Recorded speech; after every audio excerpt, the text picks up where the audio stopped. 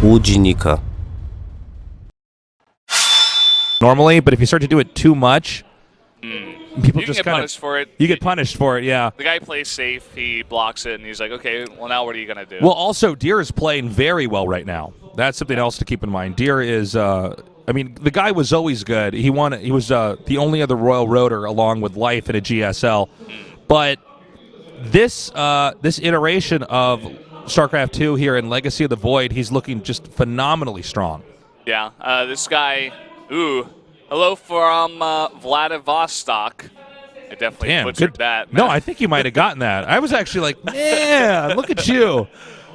It's probably like Vladivostok or something. I don't know. No, I don't speak European. You tasteless. pass. I don't know how to do that. No, you pass. We got to speak to that gentleman yesterday. He was outside really the nice studio. guy. Really nice guy. Where was he from again? Vladivostok, apparently. I don't know. I think he said he was from Russia, right? Yeah, I think so.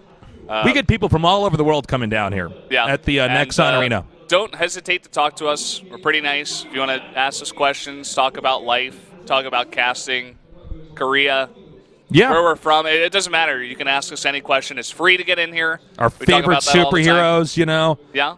What's your favorite book?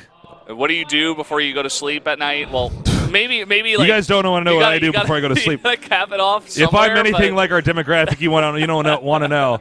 Yeah, you don't want to know about that. Yeah, I've seen it before. It's not good. You've seen it before. You don't want to know. All right. I didn't know you had cameras installed in my house, Valdez. That's creepy. All right, we're going into game number 2 now. RagnaroK against Deer, Zerg versus Protoss. So you can see the difference just by their Pro League records here. I mean, Deer's very, very experienced. He's been around for a long time. He had problems with inconsistency in 2015 Pro League, but so far he's been nothing but consistent, getting 3 wins in a row, winning an East match for his team. Let's see. I think this is going to be a tough one here for RagnaroK.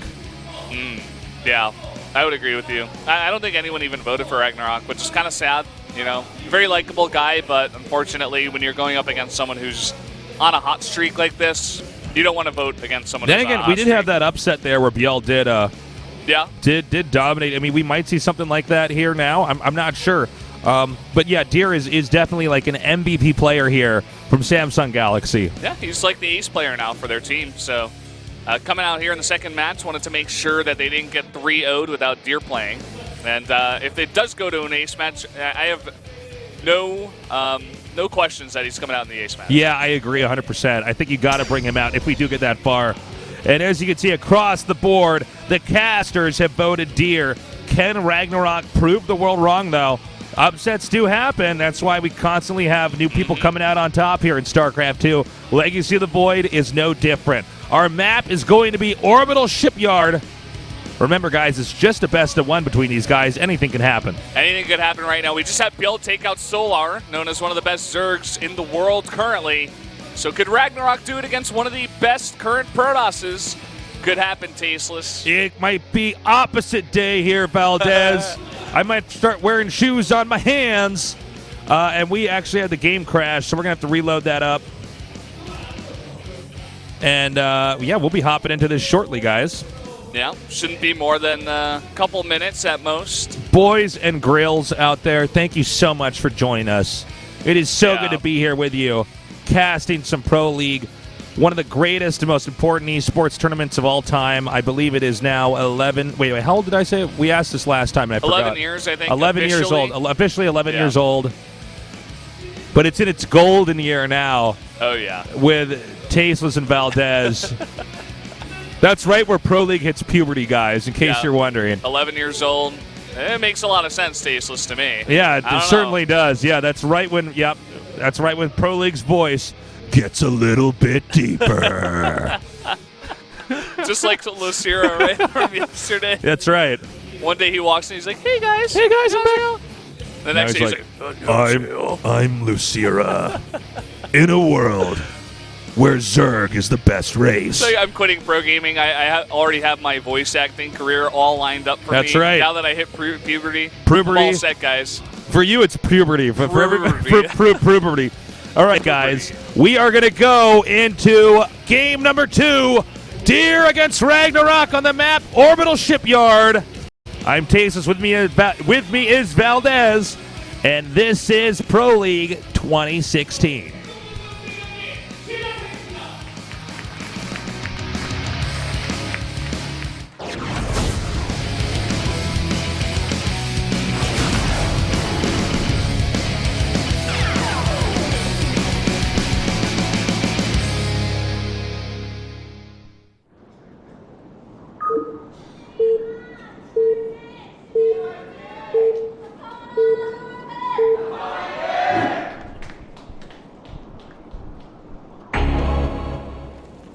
All right, over here in the upper right, in the yellow, RagnaroK. In the bottom left, in the blue, Deer. Deer, also one of the nerds out here, joining Stats, who has gotten rid of the glasses.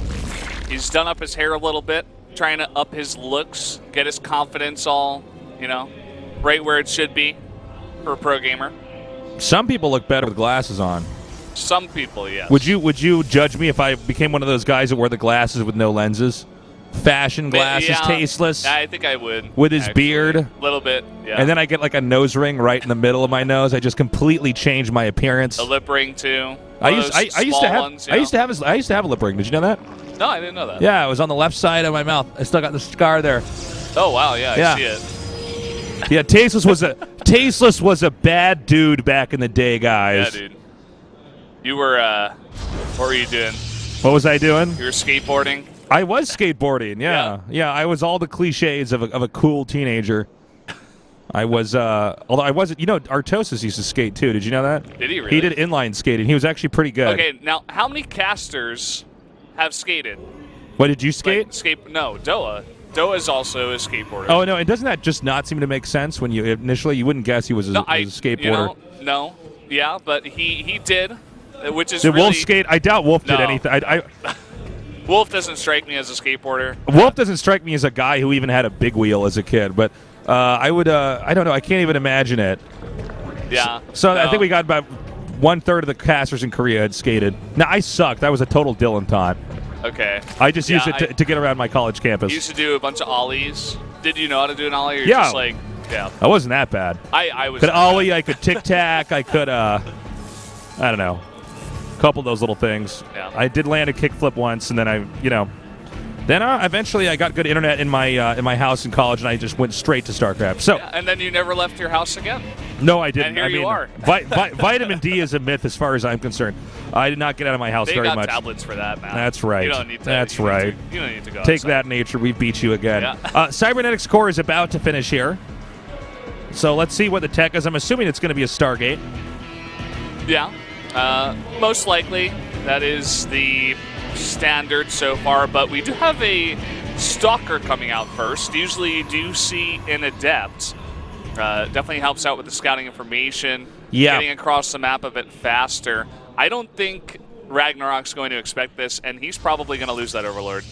Now, there are two things you can do here. There are some Blink builds that are really weird and less common. We also see the Adept upgrade coming here. And both of them are perfectly fine, although the Adept play is certainly more common than the Blink play. Let's see what he does. We're going to know the moment that we see the Twilight Council get done. Well, has finished. Saving up those minerals now. Let's see what he does go for. Nothing yet. Ooh, Dark Shrine. No way. Okay. Did not count on that one happening here. But that's fine, too. You can do a lot of damage with the Dark Shrine. We do see that a lot also on this map. You get a Warp Prism out there. It's just so effective. You can get into that backdoor base so easily if you can fly a unit over there.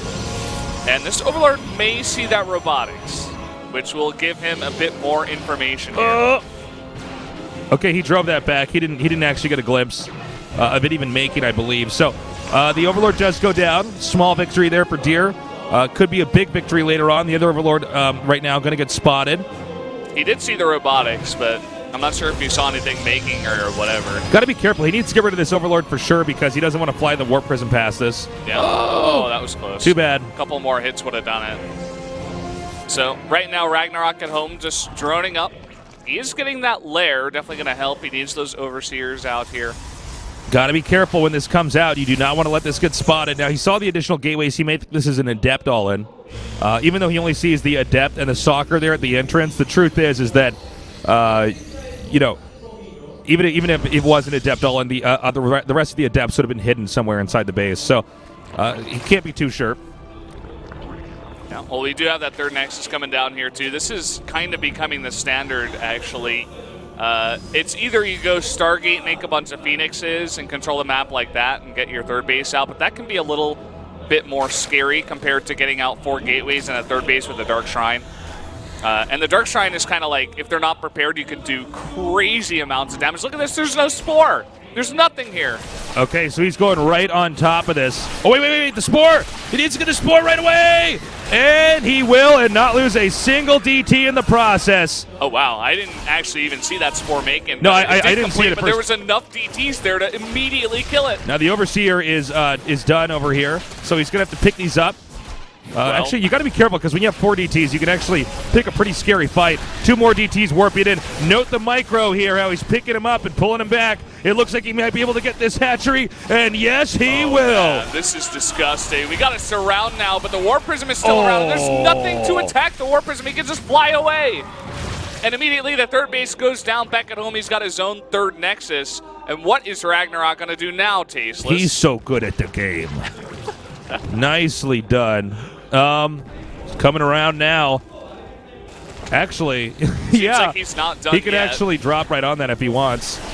And with the Warp Prism, you don't even need to really... You don't even need to necessarily be right on top of those DTs. He can afford to be because there's nothing to even attack the Warp Prism right now because there's no Queen at that third base, but... Dude, RagnaroK is getting manhandled here. Well, this is what we were talking about with Deer. This guy, like, this DT play is so smart, just in general. What I was saying before, it's like, okay, you go for DTs on this map, you go for the back door, but Deer's like, no, Brennan, what are you talking about? You just go for the third. He's not going to be prepared. He didn't see any of this. That's all you got to do. You don't normally see DTs used like this, but you can do it where they just come around and start to...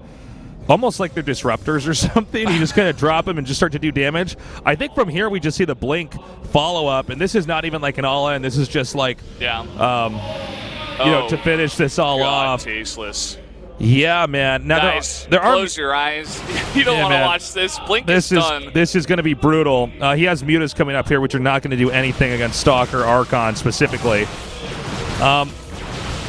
The Warp Prism's out. Maybe if he gets the Warp Prism, but I think even then, it's just, there's no way.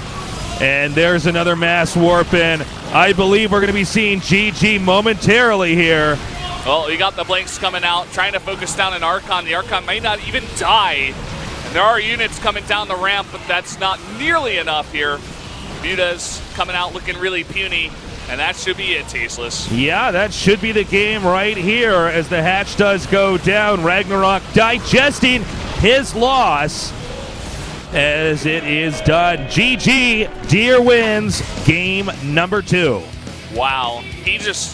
Wow, that was like he just skipped onto his 4th win without even trying, man. He made everything he did also with the build was so smart. He denied all the scouting.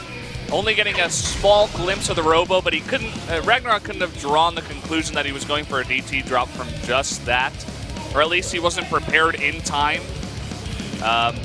And just like the angle he came from as well was so smart, taking out those spores before there could really be enough units over there to kill the DTs, and he took out the spores and then just.